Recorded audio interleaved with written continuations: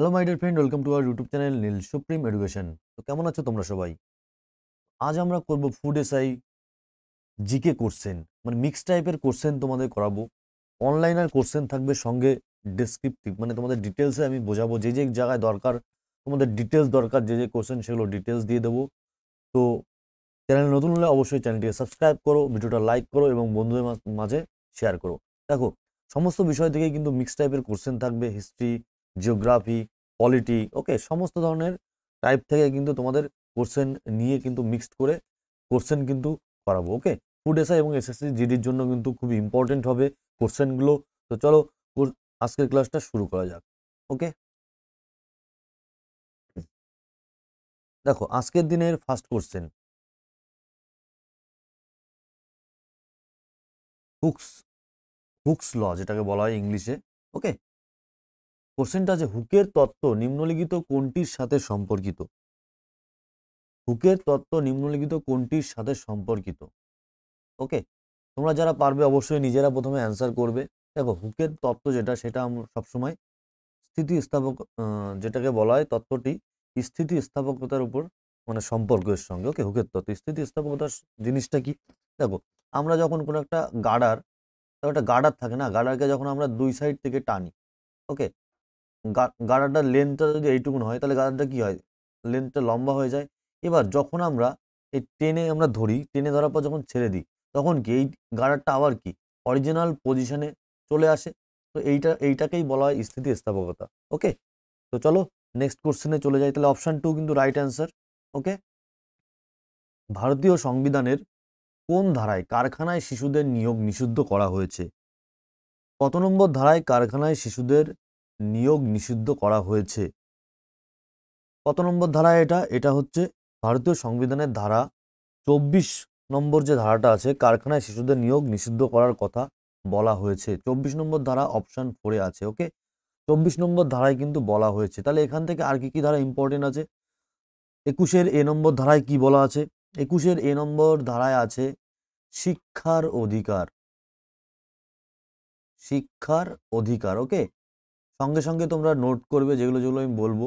শিক্ষার অধিকার আছে কিন্তু। ওকে, শিক্ষার অধিকার কাদের আছে? 6 থেকে 14 বছরের শিশুদের কিন্তু ফ্রি অফ কস্টে শিক্ষা দেওয়ার কথা বলা হয়েছে। ওকে, 22 নম্বর ধারায় কি আছে? 22 নম্বর ধারায় আছে কিন্তু কিছু ক্ষেত্রে গ্রেপ্তার, কি বলা আছে, কিছু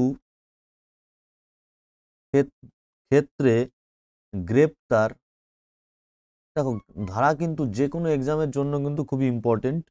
এবং আটকের বিরুদ্ধে সুরক্ষা, এবং আটকের বিরুদ্ধে সুরক্ষা। ওকে, ধারা কিন্তু যে কোনো এক্সামে আসে, রেলওয়ে বলো, রাজ্যের বলো, যে কোনো এক্সাম, তোমরা যারা জিডির এক্সাম দিচ্ছ, তোমরা যারা ফুড এসআইয়ের এক্সাম দেবে, ধারা কিন্তু তোমাদের পড়ে যেতেই হবে। ওকে, সমস্ত ধারাগুলো কিন্তু মোটামুটি সমস্ত ধারা কিন্তু 1 থেকে 31 পর্যন্ত যতগুলো ধারা আছে, এগুলো তো তোমাকে পড়তেই হবে। ওকে, 26 নম্বর ধারায় কি আছে? দেখো, 26 নম্বর ধারায় কি আছে? ধর্মীয় বিষয় পরিচালনার স্বাধীনতা, মানে প্রতিটি ধর্মীয় সম্প্রদায়। ওকে, তাহলে আমরা যদি সংক্ষেপে বলতে পারি, এটা ধর্মীয় বিষয় পরিচালনার স্বাধীনতা। ওকে, প্রতিটি ধর্মীয় সম্প্রদায় বা এর যে কোনো অংশের অধিকার থাকবে একটি ধর্মীয় বা দাতব্য উদ্দেশ্য একটি প্রতিষ্ঠান প্রতিষ্ঠা করার, এর বিষয়গুলি পরিচালনা করার, আইন দ্বারা তার সম্পত্তি পরিচালনা করা। ওকে, সংক্ষেপে আমরা লিখতে পারি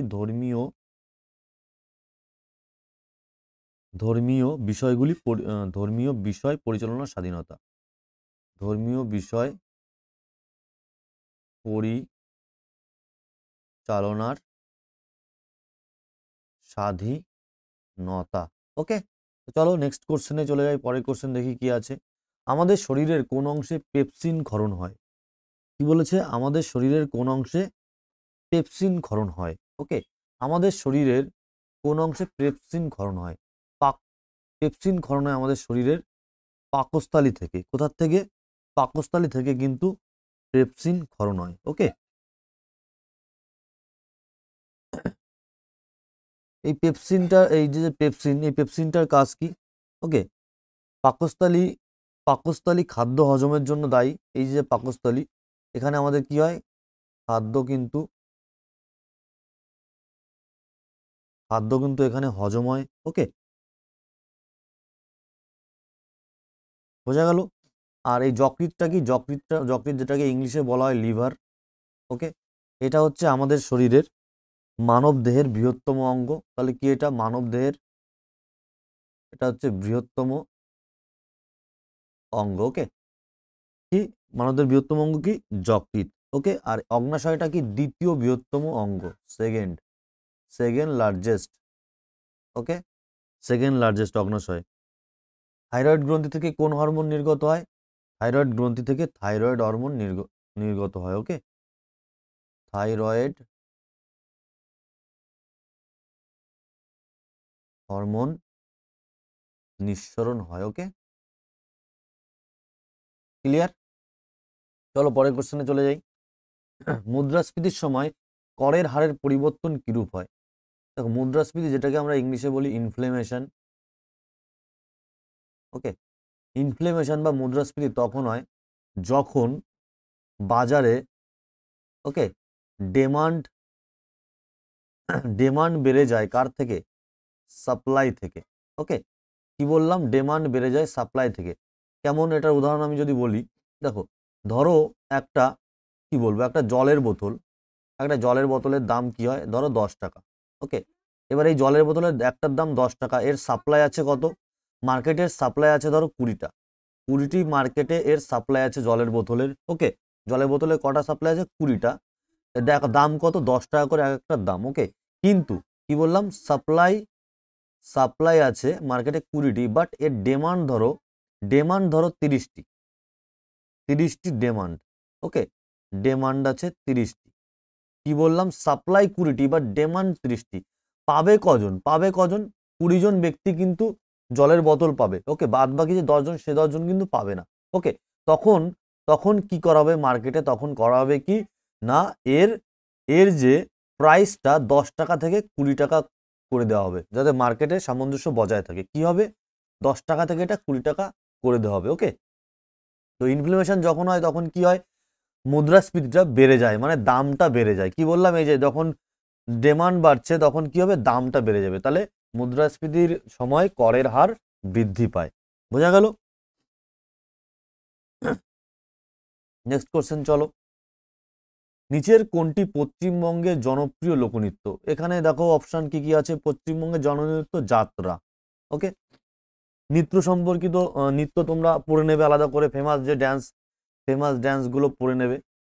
ওকে, যে বিভিন্ন রাজ্যের যে ফেমাস ড্যান্সগুলো হয় এগুলো তোমাকে পড়তে হবে। যেমন তুমি যদি বলি তোমাকে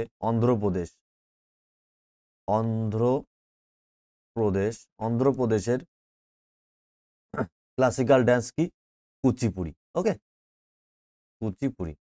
এরকম তোমাকে প্রত্যেকটা রাজ্যের কিন্তু কি বলবো, ড্যান্স কিন্তু তোমাকে পড়তে হবে। ঠিক আছে, তো চলো নেক্সট কোশ্চেনে যাই। নিম্নলিখিতের কোনটি দক্ষিণ ভারতের সর্বোচ্চ শৃঙ্গ?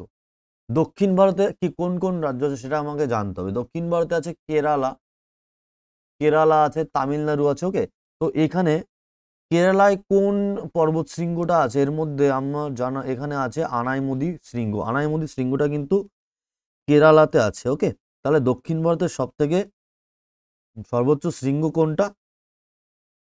আনাইমুদি শৃঙ্গ। ওকে, মনে থাকবে আনাইমুদি শৃঙ্গ। দোদা বেতা এখানে আরেকটা কোশ্চেন আসে, প্রায় এক্সামে মাঝে মধ্যে কোশ্চেনটা দেখা যায় এই দোদা বেতা থেকে। ওকে, দোদা বেতা থেকে কিন্তু কোশ্চেনটা থাকে, যে কোশ্চেনটা থাকে সেটা হচ্ছে দোদা বেতা কোন পর্বতমালার সর্বোচ্চ শৃঙ্গ? এই দোদা বেতা কোন পর্বতমালার সর্বোচ্চ শৃঙ্গ? এটা তোমরা সকলে নোট করবে। এটা হচ্ছে নীলগিরি পর্বতমালার সর্বোচ্চ শৃঙ্গ। ওকে, এটা কিন্তু মোস্ট ইম্পর্টেন্ট। ওকে, মোস্ট ইম্পর্টেন্ট। তাহলে কি বললাম? দোদা বেতা কোন পর্বতমালার সর্বোচ্চ শৃঙ্গ? ওকে, নীলগিরি পর্বতমালার সর্বোচ্চ শৃঙ্গ। ওকে, নেক্সট কোশ্চেনে চলে যাই। তাহলে আনাইমুদি কি দক্ষিণ ভারতের সর্বোচ্চ শৃঙ্গ? কেরালায় আছে এটা। ওকে, এফডিআই এর ফুল ফর্ম কি? ওকে, এটা যার যার জানা আছে তারা অ্যান্সার করতে পারবে। এটা কমন কোশ্চেনই, foreign direct investment. Okay, foreign foreign direct investment, FDR full form. Clear? চলো নেক্সট কোশ্চেনে চলে যাই। নিচের মধ্যে দিনহি ইলাই সূচনা কে করে? দিনহি ইলাই সূচনা, দিনহি ইলাই সূচনা বলতে পারবে তোমরা কি হবে? দিনহি ইলাই সূচনা করে আকবর। ওকে, আকবর কিন্তু দিনহি ইলাইয়ের সূচনা করে। ক্লিয়ার? আকবর, এবার যদি কোশ্চেন আসে আকবর ছিলেন কে? তৃতীয় মুঘল সম্রাট। ঠিক আছে, কত নম্বর? থার্ড মুঘল সম্রাট। এটা যদি সিরিয়াল মনে রাখতে চাও তাহলে আমরা একটা শর্টকাট জানি, লিখে নিতে পারো। তোমার বাবার হলো, আবার জ্বর সারিল ঔষধে। ঠিক আছে, এটা হচ্ছে শর্টকাট। মানে বাবার মানে বাবর, প্রথমে থাকবে বাবর, তারপরে কে? হলো, হতে কে আছে? হুমায়ুন। ঠিক আছে, আবার আতে আকবর, আকবর, জ্বর মানে জাহাঙ্গীর, সারিল মানে শাহজাহান, শাহজাহান, ঔষধ মানে ঔরঙ্গজেব, ঔরঙ্গজেব। এইভাবে তুমি সিরিয়াল ওয়াইজ মনে রাখবে। প্রথমে বাবর, তারপরে হুমায়ুন, তারপরে আকবর, তারপরে জাহাঙ্গীর, তারপরে শাহজাহান, তারপরে ঔরঙ্গজেব। ক্লিয়ার? তো দেখো আকবর কত থেকে কত পর্যন্ত রাজত্ব করেছিল? আকবর রাজত্ব করেছিল 1556 থেকে 1605 সাল পর্যন্ত। ঠিক আছে, এটা ওর রাজত্বকাল। এই যে দিনহি ইলাই এর প্রথম প্রথম কে এটাকে অনুসরণ করতো? দিন ইলাইটাকে ফার্স্ট কে এর অনুসারী ছিল? দিন ইলাইটাকে ফার্স্ট অনুসরণ করেছিল বীরবল। ওকে, বীরবল ফার্স্ট অনুসারী ছিল। ওকে, ক্লিয়ার?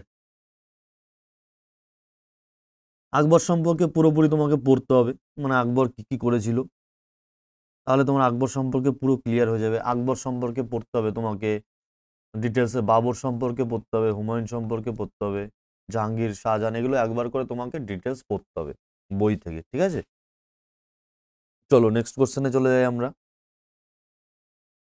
নন্দ বংশের প্রতিষ্ঠাতা কে? নন্দ বংশের প্রতিষ্ঠাতা কে করেছিল? এখানে মহাপদ্ম নন্দ হবে অ্যান্সার, নন্দ বংশের প্রতিষ্ঠাতা। ওকে, এই মহাপদ্ম নন্দকে কি বলা হয়? তাকে ভারতের প্রথম ঐতিহাসিক সম্রাট বলা হয়। একে কি বলা হয়? ভারতের প্রথম ঐতিহাসিক সম্রাট, ঐতিহাসিক সম্রাট বলা হয় মহাপদ্ম নন্দকে। ক্লিয়ার? বোঝা গেল?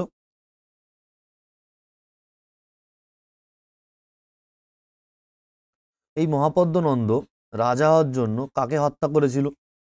রাজা হওয়ার জন্য কাকে হত্যা করেছিল? কালাশোককে হত্যা করেছিল। ক্লিয়ার? কাকে হত্যা করেছিল? কালাশোককে হত্যা করেছিল রাজা হওয়ার জন্য। ওকে, কালাশোককে হত্যা করেছিল।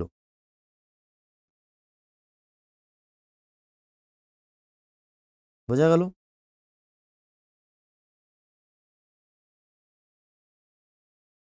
তাহলে আরেকটা কোশ্চেন আসতে পারে, এই যে নন্দ বংশের শেষ রাজা কে ছিল? নন্দ বংশের শেষ রাজা ছিল ধননন্দ। এ ছিল লাস্ট রুলার। ওকে, এই ধননন্দকে কে হারিয়েছিল?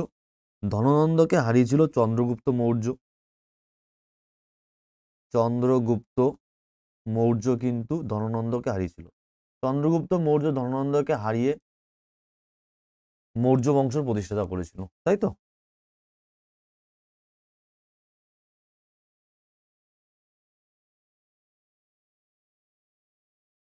ক্লিয়ার? চলো নেক্সট কোশ্চেনে চলে যাই। নিম্নলিখিতগুলির মধ্যে কোনটি কার্বোহাইড্রেট নয়? দেখো স্টার্সে কিন্তু কার্বোহাইড্রেট থাকে, সেলুলোজে কার্বোহাইড্রেট থাকে, ল্যাকটোজে কার্বোহাইড্রেট থাকে। এখানে স্টেভিয়াতে কার্বোহাইড্রেট থাকে না। বোঝা গেল? স্টেভিয়াতে কার্বোহাইড্রেট থাকে না। এখান থেকে আর ইম্পর্টেন্ট কি জিনিস আছে? এখান থেকে ইম্পর্টেন্ট এখানে আসতে পারে যে ল্যাকটোজ, এই যে ল্যাকটোজটা আছে না, এই ল্যাকটোজটা কি? ল্যাকটোজ কি? ল্যাকটোজ হচ্ছে একটা এনজাইম।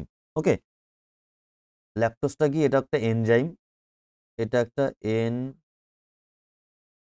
এনজাইম। ওকে, এনজাইম বা প্রধান শর্করা। ওকে,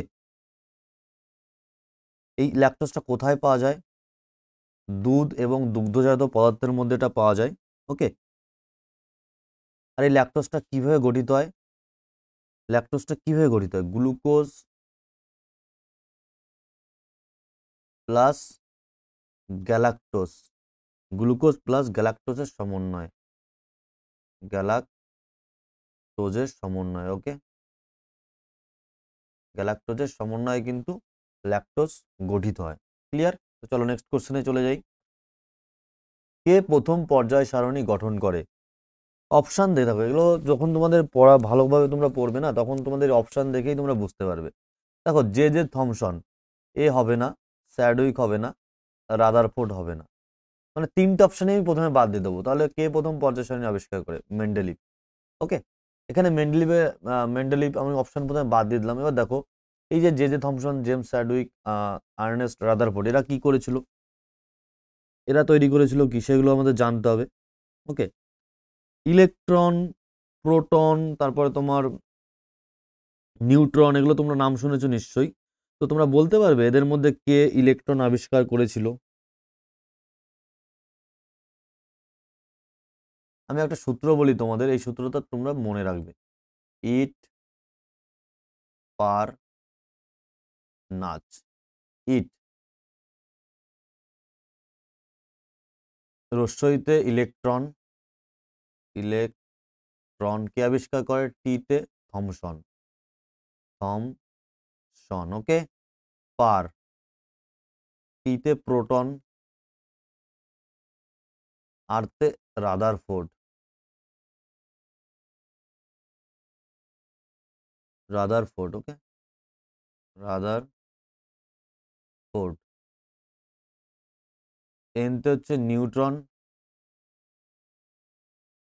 না চতে হচ্ছে চ্যাডউইক, চ্যাডউইক।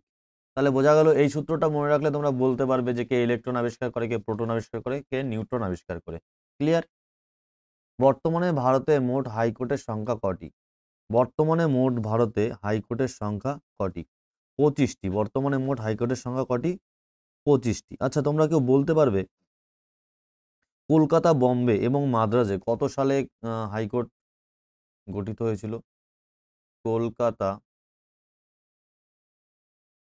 বম্বে এবং মাদ্রাজে মাদ্রাজে কত সালে হাইকোর্ট গঠিত হয়েছিল? বলতে পারবে? এটা মনে রাখবে, ইম্পর্টেন্ট কোশ্চেন। 1862। ওকে, 1862 সালে কিন্তু হাইকোর্ট গঠিত হয়েছিল। এটা কিন্তু খুবই ইম্পর্টেন্ট, মনে রাখবে। ওকে, দেখো, বম্বে হাইকোর্টের মধ্যে বম্বে হাইকোর্টের যে হাইকোর্টের যে কার্যালয়, এর মধ্যে কারা কাদের কাদের মধ্যে পড়ছে? বম্বে হাইকোর্টের মধ্যে কে কে পড়ছে? কোর্টের মধ্যে কোন কোন রাজ্য পড়ছে? এখানে পড়ছে মহারাষ্ট্র, মহারাষ্ট্রের কাজ হবে এখানে। গোয়ার কাজ হবে এখানে, দাদরা, এগুলো কিন্তু ইম্পর্টেন্ট। মানে বলতে পারে যে মহারাষ্ট্রের যে হাইকোর্টের কাজ কোথায় হয়? বম্বে হাইকোর্ট হয়, ঠিক আছে? গোয়ার কোথায় হয়? কিংবা বম্বে হাইকোর্টের মধ্যে কোন কোন রাষ্ট্র বলছি, মানে রাজ্য আসে, ঠিক আছে? গোয়া, দাদরা, দাদরা এবং নগর হাভেলি, দাদরা এবং নগর হাভেলি, দমন এবং দিউ, দমন ও দিউ, এটা হলো বম্বে হাইকোর্টের মধ্যে। এবার যদি বলি গুয়াহাটি, গুয়াহাটি গুয়াহাটি হাইকোর্টের মধ্যে কোন কোন রাজ্য আসছে? আসাম, নাগাল্যান্ড, আসাম, নাগাল্যান্ড, মিজোরাম, মিজোরাম এবং অরুণাচল প্রদেশ, অরুণাচল প্রদেশ। ওকে, মনে রাখতে হবে কিন্তু গুয়াহাটির মধ্যে কি কি আসছে? আসাম আসছে, নাগাল্যান্ড আসছে, মিজোরাম আসছে এবং অরুণাচল প্রদেশ আসছে। ওকে, পাঞ্জাব আর হরিয়ানার মধ্যে কোনটা আসছে? পাঞ্জাব, পাঞ্জাব ও হরিয়ানা। পাঞ্জাব হরিয়ানার মধ্যে কোন কোন রাজ্য আসছে? পাঞ্জাব, হরিয়ানা, চণ্ডীগড়। কি? পাঞ্জাব, হরিয়ানা ও চণ্ডীগড়। ক্লিয়ার? পাঞ্জাব, হরিয়ানা, চণ্ডীগড়। একটা ইম্পর্টেন্ট কি, কলকাতা, কলকাতা হাইকোর্টের মধ্যে কোনটা আসছে? কলকাতার মধ্যে আসছে পশ্চিমবঙ্গ, পশ্চিমবঙ্গ আর হচ্ছে আন্দামান নিকোবর দ্বীপপুঞ্জ। আন্দামান নিকোবর দ্বীপপুঞ্জ, বোঝা গেল? আন্দামান নিকোবর দ্বীপপুঞ্জ। নেক্সট কোশ্চেনে চলে যাই। ভারতের সবচেয়ে বেশি সোনা উৎপাদন হয় কোথায়? ভারতের সবচেয়ে বেশি সোনা উৎপাদন হয় কোথায়? কর্ণাটকে। কেজিএফ সিনেমা যারা যারা দেখেছো, যারা কেজিএফ যারা দেখেছো তারা নিশ্চয়ই কোলারের নাম শুনেছো। কোলার, কোলার কিন্তু কর্ণাটক রাজ্যে অবস্থিত। তো কর্ণাটকে কিন্তু সোনা উৎপাদন বেশি হয়। ওকে। কোন হিমবাহ থেকে ব্রহ্মপুত্র নদের উৎপত্তি? কোন হিমবাহ থেকে ব্রহ্মপুত্র নদের উৎপত্তি? দেখো, বোকারচু হবে না, গোমুখ হবে না, গোমুখ হচ্ছে গঙ্গা, বোকারচু হবে না, সৎপন্থ, তাহলে চেমায়ুংডুং হিমবাহ, চেমায়ুংডুং হিমবাহ থেকে ব্রহ্ম নদের উৎপত্তি। ওকে। বোকারচু থেকে বোকারচু হিমবাহ থেকে কার উৎপত্তি? বোকারচু থেকে উৎপত্তি হচ্ছে তোমার সিন্ধু নদী। এগুলো ইম্পর্টেন্ট, সিন্ধু নদী। ক্লিয়ার? গঙ্গা নদীর উৎপত্তি কোথা থেকে? গোমুখ গুহা থেকে। গঙ্গা নদী গোমুখ গুহা থেকে। আর চেমায়ুংডুং তো ব্রহ্মপুত্র থেকে, এটা তোমরা সবাই জানলে। ক্লিয়ার? আর সৎপন্থ হিমবাহ হলো গঙ্গা নদীর অন্যতম প্রধান উপনদী। এই যে সৎপন্থ হিমবাহটা কি? গঙ্গা নদীর অন্যতম প্রধান উপনদী, অলকনন্দা নদীর উৎপত্তি স্থল। কি? অলকনন্দা নদীর উৎপত্তি স্থল।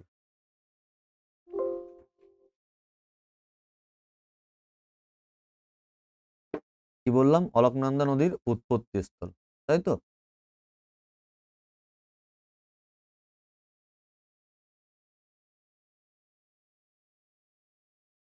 ওকে,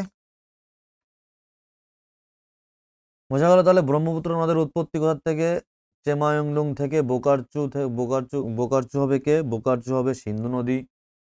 সিন্ধু নদী হচ্ছে বোকারচু। গোমুখ গুহা থেকে উৎপত্তি কার? গঙ্গা।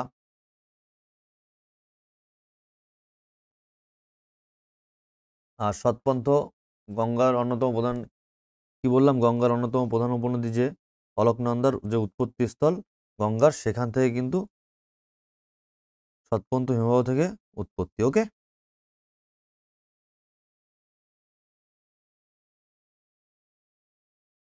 চলো নেক্সট কোশ্চেনে চলে যাই। জাভা ট্রেন্স নিম্নলিখিত কোন মহাসাগরের গভীরতম বিন্দু? জাভা ট্রেন্স কোন মহাসাগরের গভীরতম বিন্দু? জাভা ট্রেন্স দেখা যায় ভারত মহাসাগরে। কি বললাম? জাভা ট্রেন্স দেখা যায় কোথায়? ভারত মহাসাগরে। ওকে, ভারত মহাসাগরে। এবার যদি আমি কিছু অ্যাডিশনাল একটা ইম্পর্টেন্ট কোশ্চেন বলি, যদি তোমাদের বলি মারিয়ানা ট্রেন্স, ইম্পর্টেন্ট কোশ্চেন খুব। Mariana trench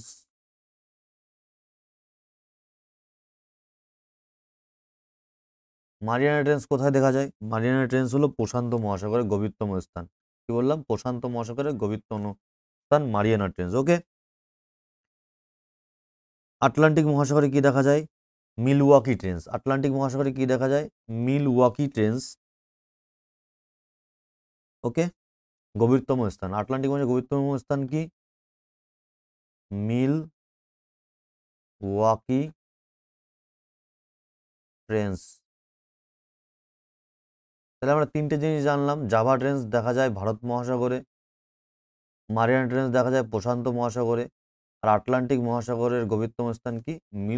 Milwaukee trench. Clear? Next কোশ্চেনে যাব। সৌরজগতের সবচেয়ে কম ঘনত্বের গ্রহ কোনটি? সৌরজগতের সব থেকে কম ঘনত্বের গ্রহ কোনটি? শনি। ক্লিয়ার? শনি। ওকে। সূর্যের সব থেকে দূরের গ্রহের নাম কি? বুধ, শুক্র, পৃথিবী, মঙ্গল, বৃহস্পতি, শনি, ইউরেনাস, নেপচুন। ওকে। যদি বলা হয় সূর্যের থেকে দূরের গ্রহ কোনটি? নেপচুন হবে সূর্যের থেকে দূরের গ্রহ। ক্লিয়ার? নীল গ্রহ কাকে বলা হয়? পৃথিবীকে বলা হয় নীল গ্রহ। সূর্যের কাছের গ্রহের নাম কি? সূর্যের কাছের গ্রহের নাম কি? বুধ। ক্লিয়ার? বোঝা গেল? এই কোশ্চেনগুলো কিন্তু হতে পারে। বোঝা গেল? তার জন্য তোমাকে কিন্তু বুধ সম্পর্কে, বুধ, শুক্র, বৃহস্পতি, শনি, পৃথিবী, নেপচুন এগুলো সম্পর্কে তোমাকে একবার করে অন্তত ডিটেলসে পড়তে হবে। বোঝা গেল? সৌরজগতের সবচেয়ে কম ঘনত্বের গ্রহ কোনটি? শনি। ওকে, নেক্সট কোশ্চেনে চলে যাই। 2023 এশিয়ান গেমসে ভারত কয়টি পদক জিতেছিল? এটা কিন্তু ইম্পর্টেন্ট কোশ্চেন। এশিয়ান গেমসে কটা পদক জিতেছিল? খুব ভালো কোশ্চেন, কিন্তু আসার মতো কোশ্চেন কিন্তু এবার এক্সামে তোমাদের। ওকে, 107টি কিন্তু এশিয়ান গেমসে জিতেছিল ভারত। কতগুলো জিতেছিল? 107টি। ওকে, বাংলার একমাত্র গভর্নর জেনারেল কে ছিলেন যিনি পদে দুবার নিযুক্ত হন? বাংলার একমাত্র গভর্নর জেনারেল কে ছিলেন যিনি পদে দুবার নিযুক্ত হন? ওকে, লর্ড কর্নওয়ালিস। সরি, এটা না, লর্ড কর্নওয়ালিস। ইনি কিন্তু একমাত্র বাংলার গভর্নর জেনারেল ছিলেন যিনি কিনা পদে দুবার নিযুক্ত হয়েছিল। ওকে,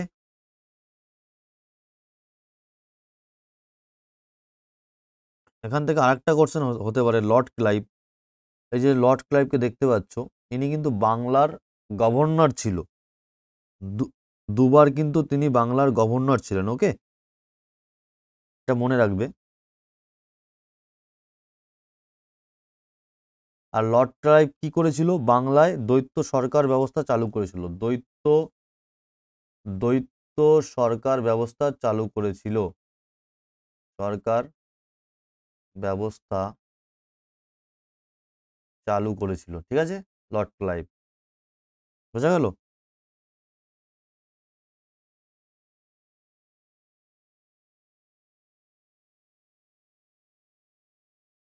পরের কোশ্চেনে যাব, চলো। 2023 সালে সেপ্টেম্বরে নিম্নলিখিত কোন ব্যক্তিকে এনফোর্সমেন্ট ডিরেক্টর অন্তর্বর্তীকালীন পরিচালক হিসেবে নিযুক্ত করা হয়? কি হবে এটা? এটা হবে রাহুল নবীন। মনে রাখতে হবে তোমাকে। 2023 সালের সেপ্টেম্বরে নিম্নলিখিত কোন ব্যক্তিকে এনফোর্সমেন্ট ডিরেক্টরের অন্তর্বর্তীকালীন পরিচালক হিসেবে নিযুক্ত করা হয়? রাহুল নবীনকে। ওকে, রাহুল নবীন মনে রাখবে কিন্তু। ওকে, উদ্ভিদের পুরুষ প্রজনন অঙ্গ কোনটি? উদ্ভিদের পুরুষ প্রজনন অঙ্গ হচ্ছে পুংকেশর। যদি বলে উদ্ভিদের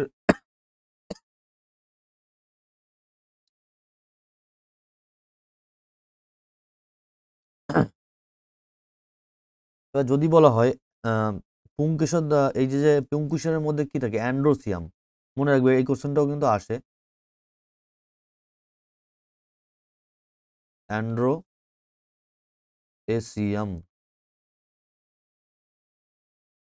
অ্যান্ড্রোসিয়াম সম্মিলিতভাবে পুংকেশর দ্বারা গঠিত। অ্যান্ড্রোসিয়াম কি দিয়ে গঠিত? পুংকেশর দ্বারা গঠিত, ঠিক আছে। উদ্ভিদের পুরুষ প্রজনন অঙ্গ পুংকেশর না থেকে কিন্তু অ্যান্ড্রোসিয়ামও থাকতে পারে, এটা কিন্তু মাথায় রাখবে। ক্লিয়ার? আর এই যে গর্ভকেশরটা নিশ্চয় নাম শুনে আমরা বুঝতে পারছি, এটা হচ্ছে স্ত্রী প্রজনন অঙ্গ। স্ত্রী প্রজনন অঙ্গ। বোঝা গেল? স্ত্রী প্রজনন অঙ্গর নাম কি? গর্ভকেশর। আর পুরুষ প্রজনন অঙ্গের নাম কি? পুংকেশর। বোঝা গেল? নিচের কোনটি পশ্চিমবঙ্গের জনপ্রিয় লোক? আচ্ছা, এটা কোশ্চেনটা দুবার হয়ে গেছে, যাত্রা। নিম্নলিখিত কোন মহিলা প্যারা কমান্ডো হওয়ার জন্য প্রথম মহিলা আর্মি সার্জন হয়েছেন? নিম্নলিখিত কোন মহিলা প্যারা কমান্ডো হওয়ার জন্য প্রথম মহিলা আর্মি সার্জন হয়েছেন? পায়েল ছাবরা। মনে রাখবে, পায়েল ছাবরা। পশ্চিমবঙ্গের বর্তমান রাজ্য নির্বাচন কমিশনারকে? খুব ইম্পর্টেন্ট কোশ্চেন, খুব ইম্পর্টেন্ট কোশ্চেন, মাথায় রাখবে এটা। পশ্চিমবঙ্গের বর্তমান রাজ্য নির্বাচন কমিশনারকে? শ্রী রাজীব সিনহা। পশ্চিমবঙ্গ রিলেটেড যে কারেন্ট অ্যাফেয়ার্স গুলো আছে তোমাদের, সেগুলো সবগুলো পড়তে হবে কিন্তু পুলিশের জন্য। ক্লিয়ার? যেগুলো যেগুলো তোমার নতুন নতুন নিয়োগ হয়েছে, যেমন পশ্চিমবঙ্গের বর্তমান রাজ্য নির্বাচন কমিশনার শ্রী রাজীব সিনহা, এটা কিন্তু খুব ইম্পর্টেন্ট, এক্সামে আসার মতো কোশ্চেন। নিচের কোন শিলার স্তরে খনিজ পদার্থ জমা হয় এবং পুঞ্জীবিত হয়? পাললিক শিলা। ওকে, অ্যান্সার কি হবে? পাললিক শিলা। নিচের কোন শিলার স্তরে খনিজ পদার্থ জমা হয় এবং পুঞ্জীবিত হয়? পাললিক শিলা, এটা অ্যান্সার হবে। বোঝা গেল? তো ভালো লাগলে অবশ্যই ভিডিওটি লাইক করো এবং শেয়ার করো। তো দেখা হচ্ছে তোমাদের সঙ্গে নেক্সট ক্লাসে। ভালো থেকো তোমরা সবাই।